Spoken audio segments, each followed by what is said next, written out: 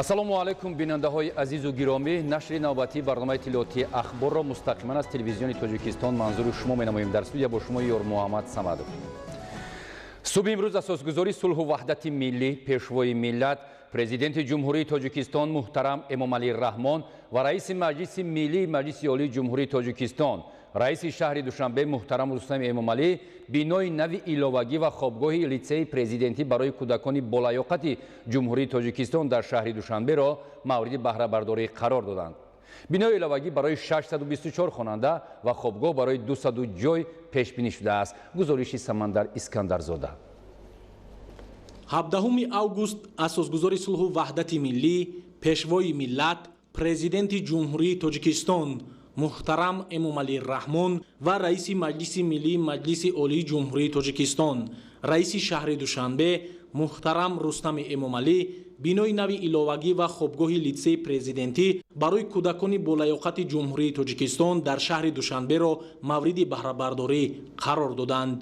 литсеи президентӣ барои хонандагони болаёқати ҷумҳурии Тоҷикистон дар шаҳри Душанбе зодаи замони истиқлолият буда, мо аз он ки дар ин боргоҳ фаъолият менамоед ифтихорманд ҳастем.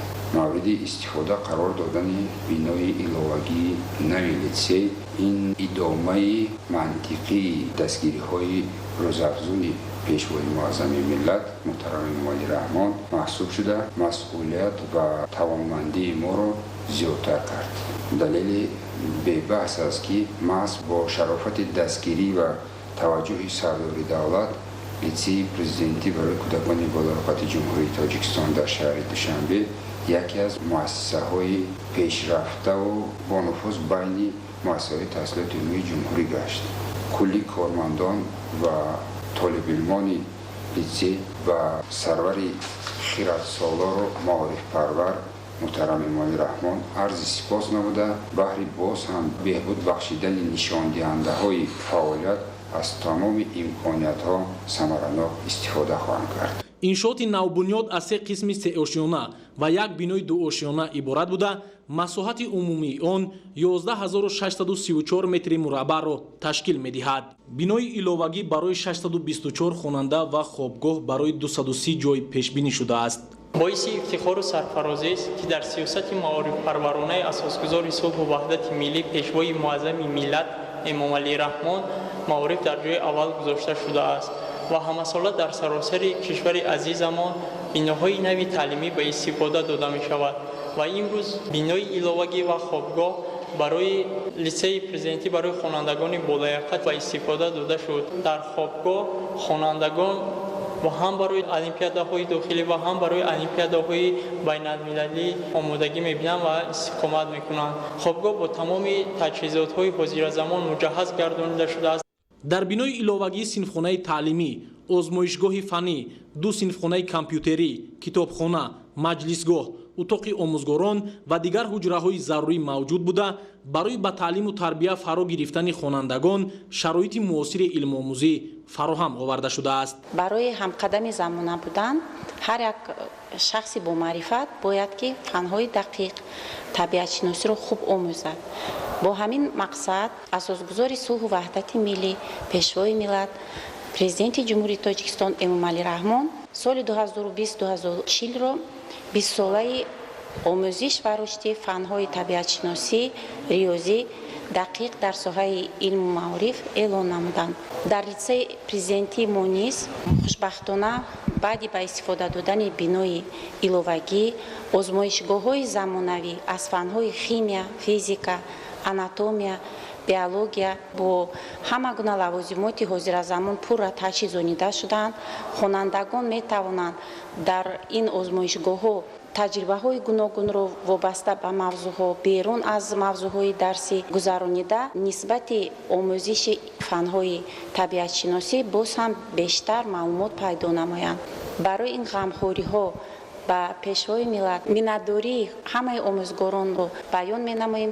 ҳамзамон барои ба омӯзиши ҳунарҳои мардумӣ фаро гирифтани хонандагон ва соҳибкасб гаштани онҳо утоқҳои кандакорӣ, дӯзандагӣ ва пухтупази хӯрокҳои миллӣ бунёд ёфтааст. мо бо ҳамроҳи ҳамсинфонам баъди дарс ба ин синфхона омада бо ҳамроҳи муаллима ба омӯхтани ҳунарҳои миллӣ машғул мешавем. ман аввал хусус дар ин ҷо ба духтани куртаҳои миллӣ бо тарзҳои замонавӣ машғул ба кор ҳастам ва худам низ ҳунари попурзаниро дорам. ман мехоҳам оянда ин ҳунари худро сайқал дода муаррифгари давлати миллати худ шавам. дар литсеи мо тамоми шароитҳо барои омода сохтани тамоми намуди хӯрокҳои миллӣ вуҷуд доранд. бо ёрии муаллимаи азизамон Сивил Миреевна мо дар пайи омӯзиши хӯрокҳои миллӣ ҳастем. мо дар муассисаи замонавие ки асосгузори сулҳу ваҳдати миллӣ пешвои миллат муҳтарам Эмомалӣ Раҳмон ба мо туҳфа карданд. дар ин дарс мо ба бофтани қолинҳо, қуроқдузиҳо, бофтани ҷӯробҳои миллӣ ва дигар ҳунарҳои қадимие ки гузаштаи мо доштанд онҳоро дубора эҳё месозем. чӣ ғале ки асосгузори сулҳу ваҳдати миллӣ пешвои миллат дар паёмҳои худ иброз медоранд, мо ҷавонон ояндаи миллатем ва ҳар як мо ҳунар кам аст. бояд ҳунарҳоеро зинда намоем ки аз ниёгон боқӣ монданд. ҳунаромӯз, касбҳунармандӣ, дар кушоӣ кунӣ на дар бандӣ. мо ба ҳамин суханҳои бузургон такя намуда хонандагони ин муассисаи бонуфуз бо тантана ваъда медиҳем ки бо аз ниёгони худ панд гирифта ҳунарҳои миллиамонро дубора эҳё месозем. баъд аз дарсҳо дар литсей маҳфилҳо баргузор мегарданд ки тавассути он мо бо ҳамроҳии муаллимаи фанни технологиямон тарзи пухтани хӯрок, духтани либосҳои миллиро меомӯзем. бинои хобгоҳ дорои 56 ҳуҷраи хоб, синфхонаи таълимӣ, ҳуҷраи мураббӣ, бунгоҳи тиббӣ ва дигар ҳуҷраҳои зарурӣ мебошад. мавриди зикр аст ки литсеи президентӣ барои кӯдакони болаёқати ҷумҳурии Тоҷикистон дар шаҳри Душанбе аввалин литсеи президентӣ дар мамлакат мебошад ки соли 1998 аз ҷониби асосгузори сулҳу ваҳдати миллӣ, пешвои миллат, президенти ҷумҳурии Тоҷикистон муҳтарам Эмомалӣ Раҳмон таъсис дода шудааст. дар соли таҳсилии 2019-2020 муассисаи таълимиро 91 нафар хонандаи синфи 11 ва 116 нафар хонандаи синфи 9 аз ҷумла 2 нафар бо медали тилло хатм намуданд. طولی 7 سال می‌شود که در این مؤسسه تعلیم نمایم. در چندین آزمون‌های سطحی بین‌المللی اشتراک کرده سزاوار جایگاه نمایان گشتم. آزمون‌ها در دولت‌های آمریکا، مالزی، رومانیا، قزاقستان و ازبکستان و دیگر دولت‌های دنیا گذشته است که در این آزمون‌ها اشتراک کرده سزاوار 4 مدال طلا، 1 مدال نقره و 2 مدال برنجی گشتم. اینچنین سزاوار 3 شاه جایزه آزمون گشتم. باعث افتخار و سربلندی است که ما در چنین مؤسسه بانفوذ تحصیل می‌نماییم و شرف تاجیکستان را می‌توانیم با کمک آموزگاران و با دستگیری و سرپرستی اساسگزار صلح و وحدت ملی پیشوای معظم ملت محترم امامعلی رحمان در چنین آزمون‌ها اشتراک کرده شرف تاجیکستان و نام مؤسسه‌مان را بلند برداریم. من قبلا در ناحیه خاولین تحصیل می‌کردم. در سال 2019 با دستگیری اساسگزار صلح و وحدت ملی پیشوای ملت محترم امامعلی رحمان و لیتسه پرزیدنتی برای کودکان بالایاقتی جمهوری تاجیکستان در شهر دوشنبه داخل شدم. به هفت پشتی تو رحمت می‌فرستم، دعا از نام ملت می‌فرستم، سپر شد جان شیرینی تو بر ما، تو را هر جا امانت می‌فرستم. به نامت ای برومندی به ناموز کتابی پر ز حکمت می‌فرستم. به تاریخ تمدن آفرینش تو را پاکیزه نن می‌فرستم. نبود آسان به دست آوردنی دل، به دلداران بشارت می‌فرستم. زینامی ملتی آینده سازم، به عالم درسی عبرت می‌فرستم. ندارم من طمع از خانه دوران، سخن بیمزد مهنت می‌فرستم. خدایا هدیه تو بیگزند است، ورا پیشوا به وحدت می‌فرستم. ما از دستگیری‌های پدرانه به واسطه پیشوای معظم ملت امروز باز بینای ایلواگی وظیفه داده شد که در این بنا تمام شرایط‌های نوی برای علم‌آموزی مهیا کردن است، از جمله صنف‌های لنگافونی، لابراتوری‌ها برای طلبگان پیشکش کرده شد. ما را می‌باید که باز هم بیشتر علم آموزیم و برای خلق وطن خود خدمت نماییم. дар маҷмӯъ дар соли таҳсилии 2019-2020 хонандагони литсеи президентӣ барои кӯдакони болаёқати ҷумҳурии тоҷикистон дар шаҳри душанбе дар олимпиадаҳои сатҳи ноҳиявӣ, шаҳрӣ, ҷумҳуриявӣ ва байналмилалӣ иштирок намуда сазовори 122 ҷойи ифтихорӣ гаштанд. миннатдории худро аз номи худам ва аз номи кулли хонандагони ин муассиса ба асосгузори сулҳу ваҳдати миллӣ, пешвои миллат, президенти ҷумҳурии тоҷикистон ҷаноби олии муҳтарам Эмомалӣ Раҳмон мерасонам, ки ба мо ҷавонон чунин шароитҳои мусоидро фароҳам овардааст. мо низ ҷавонони тоҷикистон вазифа дорем, ки аз чунин қабулдонии ҷаноби олӣ истифода бурда дар донишомӯзӣ дар сафи аввал бошем ва дар иштирок дар олимпиадаҳои ҷумҳуриявӣ ва байналмилалӣ сафи пешро гирифта номи Тоҷикистонро баланд бардорем. Иштирокчии олимпиадаҳои шаҳрӣ, ҷумҳуриявӣ ва байналмилалӣ ҳастам. Дар олимпиадаи байналмилалӣ дар ҷумҳурии Туркия сазовори ҷои дуюм гаштам ва инчунин дар кори хурди илмӣ дар даври шаҳрӣ сазовори шоҳҷоиза гаштам. Аснои шиносоӣ аз иншооти навбунёд президенти мамлакат муҳтарам Эмомалӣ Раҳмон масъулони литсеи президентӣ барои кӯдакони болаёқати ҷумҳурии Тоҷикистон дар шаҳри Душанберо вазифадор намуданд, ки то оғози соли таҳсили 2021 дар назди литсеи боғчаи кӯдакона барои 230 нафар таъсис диҳанд. дар иншооти мазкур ҷиҳати замина гузоштан ба рушди малакаи зеҳнии кӯдакону наврасон ҷалби мутахассисони варзидаи соҳа зарур шуморида шуд. ҷавонон нерӯи созанда ва бунёдкори ҷомеа маҳсуб ёфта ояндаи дурахшони Тоҷикистон аз насли донишманду соҳибмаърифат вобастагӣ дорад. ҳукумати мамлакат нисбат ба масъалаҳои маориф ва ҷавонон аз ҷумла беҳтар намудани сатҳу сифати таълиму тарбия, соҳибихтисос гаштану бо ҷои кор таъмин шудани онҳо, инчунин мавқеи хоса пайдо намудани ҷавонон дар ҷомеа таваҷҷӯҳи махсус зоҳир менамояд. амалӣ намудани тадбирҳои зарурӣ имкон медиҳад, ки ҷавонон дар рӯҳияи ватандӯстиву хештаншиносӣ ба воя расида дар партави сиёсати созандаи пешвои миллат муҳтарам Эмомалӣ Раҳмон барои боз ҳам обод гардидани Тоҷикистон ва ҳифзи истиқлолияту арзишҳои миллӣ саҳмгузор бошанд. хушбахтона бо амри асосгузори сулҳу ваҳдати миллӣ пешвои муаззами миллат президенти кишвар муҳтарам Эмомалӣ Раҳмон соли дуюм аст ки озмуни фуруғи субҳи доноӣ баргузор мегардад дар кишвар, ки ин албатта ки бисёр ҳам боиси ифтихор аст, ки барои насли наврасро дар рӯҳияи илмдӯстӣ тарбия намудани аҳли илми кишвар асос созгор аст ва ин иқдоми пешгирифтаи ҳукумати Тоҷикистонро дастгирӣ мебояд ва миллати тоҷик, ки аз азал китобдӯст буд, илмдӯст буд, боиси хурсандист, ки бо ташаббуси бевоситаи пешвои муаззами миллат имрӯз боз як бинои боҳашамат, як бинои таълимӣ дар шафати муассисаи давлатии таълими литсеи президентӣ қомат афрохт, ки бо тамоми шароитҳои муосиру замонавӣ муҷаҳҳазанд ва аз ҷумла бояд тазаккур дод, ки китобхонаи наву замонавӣ, ки бо тамоми китобҳои адибони классику муосир, яъне ки таҷҳизонида шудааст ва инчунин китобҳои тариқи электронӣ низ дар ин китобхона ҷой дода шудааст, ки хонандагон наврасони муассисаи таълими литсеи президентӣ метавонанд аз ин китобхонаи бисёр ҳам зебову замонавӣ баҳравард гарданд. бо шарофати истиқлолияти давлатӣ ва таваҷҷӯҳи бевоситаи президенти ҷумҳурии Тоҷикистон муҳтарам Эмомалӣ Раҳмон соҳаи маорифи мамлакат ба таври назаррас рушд карда сатҳу сифати таълиму тарбия низ комилан беҳтару хубтар шуд ва дастоварди хонандагони муассисаҳои таълимии мамлакат сол то сол афзун гардид. зери сиёсати маорифпаронаи асосгузори сулҳу ваҳдати миллӣ пешвои миллат муҳтарам Эмомалӣ Раҳмон имрӯзҳо сатҳу шароитҳо барои омӯзгорони муассисаҳои таълимӣ рӯз то рӯз сол то сол хубтар шуда истодааст.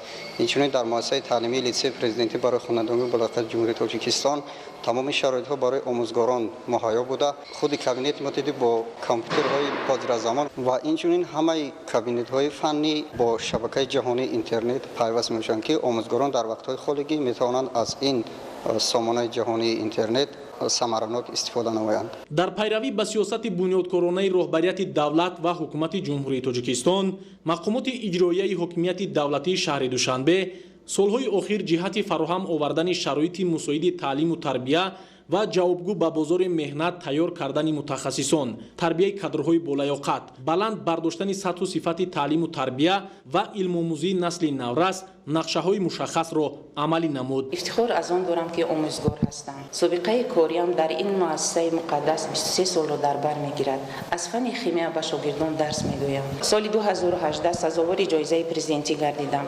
تا امروز قدرشناسی پیشوای ملت را هر لحظه به یاد آورده نسبت کسب خودم مهرم می‌افزاید. وقتی که به صنفخانه وارد میشوم درس را با یک صمیمیت و محبت آغاز مینمایم. خود را وظیفه‌دار نمودم که تا سپری گردیدن 20 ساله آموزش و رشد فن‌های طبیعت‌شناسی، ریاضی دقیق، شوق و هوس خوانندگان را نسبت به فن شیمی و صف شاگردانم را در آزمون‌ها زیاد نمایم. мавриди зикр аст ки фармоишгари иншоот дирексияи сохтмони иншооти ҳукуматии дастгоҳи иҷроияи президенти ҷумҳурии тоҷикистон лоиҳакаш ҷамъияти саҳумӣ кушодаи пилҷ санъии осп ва пудратчии асосӣ ҷамъияти дорои масъулияти маҳдуди маҳмил 2012 мебошад. ساختمان همین انشاءات را شرکت ما محمل 2012 به عهده داشت. در رفت ساختمان 40-50 نفر به کار تعمیم بودند. این نتیجه تلاش‌های ما بود که ما همین ساختمان رو به صفت بلند به انجام رساندیم. امروز انشاءات با تمام طلبات زمان جوابگو است. انشاءات از 4 بلوک عبارت میباشد. 3 تای آنها 3 آشیانه میباشند و 1 تای آنها از 2 آشیانه عبارت است. بنای تعلیمی دارای همه اتاق‌های لازمه بوده از جمله آزمایشگاه‌های فیزیک، شیمی، آناتومی و بیولوژی و صنفخانه‌های کامپیوتری زمانوی و کتابخانه کامپیوتری عبارت میباشد. пешвои миллат муҳтарам эмомалӣ раҳмон аснои шиносоӣ ба сифати корҳои сохтмонӣ баҳои баланд дода масъулонро ба беҳтар намудани фаъолияти касбӣ ва хизмат ба нафъи ватану миллат ҳидоят намуданд. имрӯз асосгузори сулҳу ваҳдати миллӣ пешвои миллат президенти ҷумҳурии тоҷикистон муҳтарам эмомалӣ раҳмон бо раиси маҷлиси миллии маҷлиси олии ҷумҳурии тоҷикистон раиси шаҳри душанбе муҳтарам рустами эмомалӣ дар ноҳияи шоҳмансури пойтахт муассисаи таҳсилоти миёнаи умумии рақами 102-ро барои 2400 нафар хонанда дар 2 баст мавриди баҳрабардорӣ қарор доданд. баъди бардоштани парда аз рӯи лавҳаи рамзӣ пешвои миллат бо шароити таълимгоҳ шинос шуда бо хонандагону омӯзгорон суҳбати самимӣ доир карданд. мавриди зикр аст ки санги асос барои бунёди муассисаи таҳсилоти миёнаи умумии рақами 102 ноҳияи шоҳмансур ҳанӯз 19 июни соли 2017 аз тарафи раиси шаҳри душанбе муҳтарам рустами эмомалӣ гузошта шуда буд. иншооти мазкур дар асоси дастуру ҳидоятҳои пешвои муаззами миллат муҳтарам эмомалӣ раҳмон дар доираи тадбирҳо бахшида ба ҷашни 30-солагии истиқлолияти давлатии ҷумҳурии тоҷикистон сиёсати маорифпарваронаи ҳукумати кишвар ва иқдомҳои созандаи роҳбарияти мақомоти иҷроияи ҳокимияти давлатии шаҳри душанбе бунёд шуд. муассисаи таҳсилоти миёнаи умумии рақами 102 ноҳияи шоҳмансур тибқи лоиҳа дар масоҳати 0,68 гектар бунёд шуда аз 4 бинои ҷудогона иборат мебошад.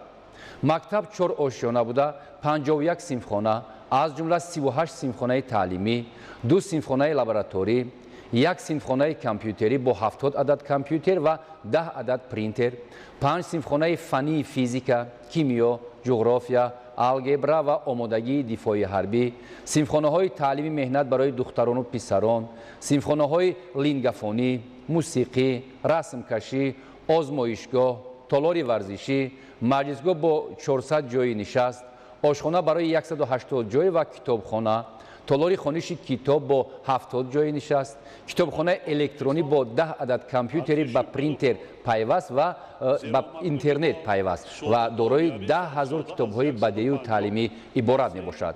мактаби наву замонавӣ аз тарафи соҳибкори ватанӣ роҳбари ҷамъияти саҳомии кушодаи тоҷикграммонтаж ҳурматулло зайдов тариқи эҳсонкорӣ сохта шудааст. дар таълимгоҳ муосиртарин шароит барои илмомӯзӣ фароҳам гардида синфхонаҳои алоҳида барои фанҳои биология, химия, омодагии дифои ҳарбӣ ва геометрия ташкил карда шудааст. ҳамчунин дар мактаб утоқҳои алоҳидаи озмоишгоҳ бунёд ёфта барои дар амал гузаронидани таҷрибаҳои гуногун асбобу аёниятҳои дарсӣ таъмин гардидааст.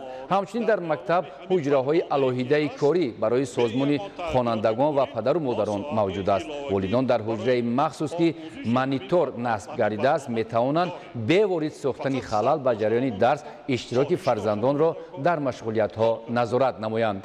باید گفت که همکاری مکتب با عائله در اساس قانون جمهوری تاجیکستان درباره مسئولیت پدر و مادر در تعلیم و تربیت فرزند خوب به راه مانده شده است. ضمن شناسایی به سرور دولت اطلاع دادند که در مؤسسه تحصیلات میانه عمومی رقم 102 به هنرآموزی طالب علمان توجه خاصه داده شده. اتاق‌های علاهیده تعلیم مهنت پسرانه و دخترانه که با تمام دستگاه و تجهیزات ضروری تامین است گشوده شده است.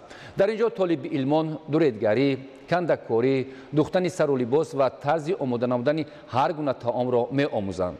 همچنین برای دوستداران صنعت تصویری صنفخانه علاهیده درسی که در آن نازکی‌های رسامی آموزانیده می‌شود تشکیل گردیده است. برای از بر نمودن تکنولوژی معاصر صنفخانه تکنولوژی اطلاعاتی با معاصرترین دستگاه‌های کاری تامین گردیده است. با مقصد حفظ سالمی آموزگاران و طالب علمان در انشاءات مذکور حجره روانشناس و نقطه علاهیده طبی بنیاد یافته، آن با جهاز ضروری کمک اولیه طبی تامین شده است. در برابر کارهای ساختمانی در گرد و اطراف انشاءات گل و بوته‌های آرایشی شنانیده شده، در راهروها نشستگاه‌ها گذاشته شده است. به خاطر عمومی گردانیدن ورزش و ترغیب طرز حیات سالم در مؤسسه تعلیمی تالاری بر هوا و معاصر ورزشی بنیاد یافته است که برای بازی‌های فوتبال، والیبال، بسکتبال و تربیت بدن پیش بینی گردیده است. بعد بنیاد مکتب در اینجا 40 نفر آموزگاران با کار تامین شدند. مورد ذکر است که فرزندان ساکنان 7 محله ناحیه شاه منصور از سبب نبودن مکتب تحصیل را در دیگر مؤسسات تعلیمی ادامه می‌دادند. اکنون بعدی از جانب مقامات اجرایی حاکمیت دولتی شهر دوشنبه بنیاد شدن این درگاه معرفت مشکلات ساکنان حل گردید. اثنای شناسایی پرزیدنت جمهوری تاجیکستان محترم امامعلی رحمان به سطح و صفت کارهای ساختمانی و طرح بینای مؤسسه بهای بلند داده اقدام‌های صاحبکاران وطنی را نمونه عبرت و باعث دستگیری ارزیابی کردند. رهبریت مقامات اجرایی حاکمیت دولتی شهر دوشنبه در اساس نشاندادهای پیام پرزیدنت مملکت به مجلس عالی به مسئله بلند برداشتن سطح و صفت تعلیم و به دانش اندوزی فرا گرفتن نسل آینده ساز کشور توجه مخصوص ظاهر می‌کنند. پس از افتتاح مؤسسه نو تعلیمی، پیشوای معظم ملت محترم امامعلی رحمان در تالار بر هوای مکتب با اهل معارف پایتخت ملاقات نموده خوانندگان و آموزگاران را به مناسبت آغاز سال نو خوانش و افتتاح انشاءات معاصر علم آموزی تبریک و تهنیت گفتند. مراسم به استفاده دادن مکتب نو و ملاقات با اهل معارف پایتخت در روز دانش با اشتراک پیشوای ملت مستقیما طریق همه شبکه‌های دولتی تلویزیونی پخش گردید. ضمن سخنرانی در روز اول سال خوانش 2020-2021 سرور دولت محترم امامعلی رحمان وابسته به وضع جامعه جهانی، تأثیر پاندمیای کرونا ویروس، تدبیرهای حکومت جمهوری تاجیکستان اوید به پیشگیری پنهشوی این بیماری نوی سریعتی، اقدامهای سازنده رهبریت دولت و حکومت کشور اوید به رشد ساحه معارف، بنیاد مؤسسه‌های نوی تعلیمی، تأمین جایهای نشست برای خوانندگان و وظیفه‌های آینده در نظم معارفچیان جهت بهداشت سطح و صفت تعلیم و تربیت و جلب خوانندگان به دانش آموزی اندیشه‌رانی کردند. تاکید گردید که برای باز هم بهتر نمودن شرایط تحصیل و فراهم آوردن امکانیت‌های زمانوی تعلیم در کشور بنیاد 10 مؤسسه تعلیمی با نظرداشت طلبات زمان ادامه دارند و تا تجلیل 30مین سالگرد استقلالیت دولتی تاجیکستان قسم بیشتری آنها مورد استفاده قرار خواهند گرفت. سال نو تحصیل طبق عنعنه با درس صلح آغاز می‌گردد. سرور دولت محترم امامعلی رحمان تاکید داشتند که نسل نورس و جوانان امروزه کشور باید از گذشته سبق آموزند و برای تحکیم صلح و ثبات در مملکت تلاش نموده در حفظ و استواری دولتداری ملی سهم بواسطه خویش را گذارند. بنابراین پیشوای ملت استادان و آموزگاران را وظیفه دار نمودند که یکجا با پدر و مادران نسل نورس را برای حفظ و پایداری صلح و ثبات، وحدت ملی و باز هم مستحکم نمودن دولت آزاد و صاحب استقلالمان آماده سازند. در شرایط کنونی علم و دانش نشان دهنده اساسی درجه انکشاف هر یک دولت و ملت بوده با روند رشد نیروی انسانی رابطه مستقیم دارد.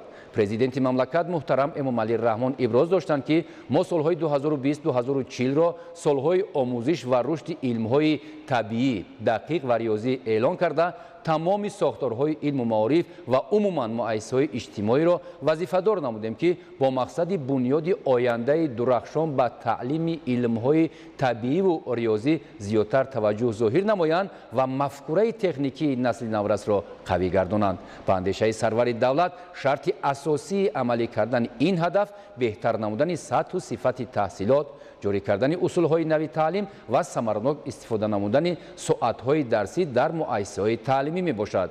Мавриди зикри хос аст ки дар натиҷаи дастгириву ғамхориҳои давлату ҳукумати мамлакат ва татбиқи лоиҳаву барномаҳои давлатӣ дар тамоми шаҳру ноҳияҳои кишвар то ба имрӯз садҳо муассисаи нави таълимӣ бунёд гардида, таъмир ва ба шароити муосир мутобиқ гардонидани муассисаҳои таълимии мавҷуда бо маром идома дорад. Дар замони истиқлоли давлатӣ шаклҳои нави муассисаҳои таълимӣ ҷорӣ гардида, дар шаҳру ноҳияҳои гуногуни Тоҷикистон 9 мактаби президентӣ бо фарогирии қариб 8000 хонанда, 75 гимназия барои зиёда аз 53000 толибилм ва 71 литсей барои 36000 шогирд таъсис дода шуд. айни ҳол шумораи муассисаҳои таҳсилоти миёнаи касбӣ дар мамлакат ба 75 ва шумораи шогирдони онҳо қариб ба 90000 нафар расидааст ки аз онҳо 32 муассиса дар замони истиқлол ба фаъолият шурӯъ кардааст. дар ин давра муассисаҳои таҳсилоти олии касбӣ аз 13 ба 40 расидаанд ки ҳоло дар онҳо беш аз 227000 нафар донишҷӯ ба таҳсил фаро гирифта шуда, шумораи хатмкунандагони замони истиқлол беш аз 600000 нафарро ташкил медиҳад. инчунин зиёда аз 35000 нафар ҷавонони мо дар муассисаҳои таҳсилоти олии кишварҳои пешрафтаи дунё таҳсил карда истодаанд. ҳоло пояҳои моддиву техникии муассисаҳои таълимӣ рӯз ба рӯз пурқувват шуда, технологияҳои муосир ба низоми таҳсилот пурра ворид гардиданд. ҳамаи ин иқдомот дар маҷмӯъ ба сатҳу сифати таълим таъсири мусбат расонида истодааст. муассисаи таҳсилоти умумии рақами 102 дар шаҳри Душанбе ки имрӯз ифтитоҳ гардид, аз ҷумлаи иқдомоти навбатии роҳбарияти пойтахти мамлакат арзёбӣ карда шуд. ин муассиса бо тарҳи муосиру бисёр зебо ва санъати баланди меъморӣ бунёд гардида, дар он тамоми имкониятҳои зарурӣ ва шароити беҳтарини таълим фароҳам оварда шудаанд. сарвари давлат муҳтарам Эмомалӣ Раҳмон зимни суханронӣ ба соҳибкори ватанӣ Зайдов Ҳурматулло, роҳбари ҷамъияти саҳомии кушодаи Тоҷик Гидромонтаж, барои ташаббуси ибратбахш изҳори сипос карда, ба сохтмончиён баҳри бунёди биноҳои хуштарҳу замонавӣ ки ба омӯзгорону хонандагони пойтахт пешниҳод сохтанд, баҳои баланд доданд. имрӯзҳо ба истиқболи ҷашни бузурги миллӣ, 30-солагии истиқлолияти давлатии Тоҷикистон, сохтмони иншооти соҳаи маориф дар ҳамаи шаҳру ноҳияҳои кишвар, пеш аз ҳама дар деҳоти дурдаст бо суръат идома дорад. аз 1332 мактабу муассисаҳои томактабӣ ба нақша гирифта шуда, то моҳи августи соли 2020 367 муассисаи таҳсилоти миёнаи умумӣ ва 30 кӯдакистон сохта ба истифода супорида шудааст ки аз ин шумора 135 муассисаи таҳсилоти умумӣ ва 21 кӯдакистон аз ҷониби соҳибкорони ҳимматбаланду ватандӯсти кишвар бунёд гардидааст. дар кишвар танҳо дар 6 моҳи соли ҷорӣ 5 муассисаи томактабӣ ва 37 муассисаи таҳсилоти умумӣ сохта ба истифода супорида шудааст. пешвои миллат муҳтарам Эмомалӣ Раҳмон ба ҳамаи соҳибкорону тоҷирон, шахсони саховатпеша ва онҳое ки ташаббусҳои роҳбарияти давлату ҳукуматро дастгирӣ карда барои фарзандон, яъне насли ояндасоз иншооти замонавии таълимӣ бунёд мекунанд, изҳори сипос карданд. зимни суханронии пурмуҳтаво сарвари давлат муҳтарам Эмомалӣ Раҳмон ҳамчунин доир ба паҳлӯҳои гуногуни соҳаи илму маориф, тарбияи кадрҳои баландихтисоси омӯзгорӣ, такмили ихтисос ва бозомӯзии омӯзгорони муассисаҳои таҳсилоти олии касбӣ, баландбардоштани сатҳу сифати таълим дар зинаи таҳсилоти олӣ, ба меъёрҳои байналмилалӣ мутобиқ гардонидани сифати таҳсилоти касбӣ, мутобиқ кардани мазмуну муҳтавои китобҳои дарсӣ ба талаботи замон, мутобиқ кардани сатҳи азхудкунии барномаҳои таълимӣ, беҳдошти ҳолати тамоми муассисаҳои таълимӣ дар саросари кишвар, истифодаи самараноку мақсадноки маблағҳои буҷет андешаронӣ карда барои ҳалли мушкилот дар ин сан ба ҳукумати кишвар, масъулини вазорати маориф ва илм, мақомоти иҷроияи ҳокимияти давлатии вилоятҳо ва шаҳру ноҳияҳо дастуру супоришҳои мушаххас доданд. дар охири суханронӣ пешвои миллат муҳтарам эмомалӣ раҳмон бори дигар омӯзгорону хонандагон, наврасону ҷавонон, донишҷӯён ва тамоми сокинони мамлакатро бо рӯзи дониш ва оғози соли нави таҳсил табрик гуфта, ба ҳар яки онҳо саломатӣ ва барору комёбӣ орзу карданд. баъди суханронии президенти мамлакат муҳтарам эмомалӣ раҳмон дар рӯзи дониш ва дарси сулҳ омӯзгорон, хонандагон ва донишҷӯён баромад карда ба президенти мамлакат ва ҳукумати кишвар барои тамоми ташаббусҳову иқдомоти созанда ҷиҳати рушди соҳаи маориф, бунёди муассисаҳои наву замонавии таълимӣ, ҷудо кардани квотаҳо барои духтарону писарони лаёқатманди ноҳияҳои дурдасти ҷумҳурӣ ва таъмини шароити созгори илму ҳунаромӯзӣ изҳори сипос карданд. бинандаҳои азизу гиромӣ, ин буд нашри навбатии барномаи иттилоотии ахбор. мо шуморо бо хабару гузоришҳои тоза дар нашрҳои минбаъдаи барномаҳои ахбор ошно месозем. хайру хуш намекунед.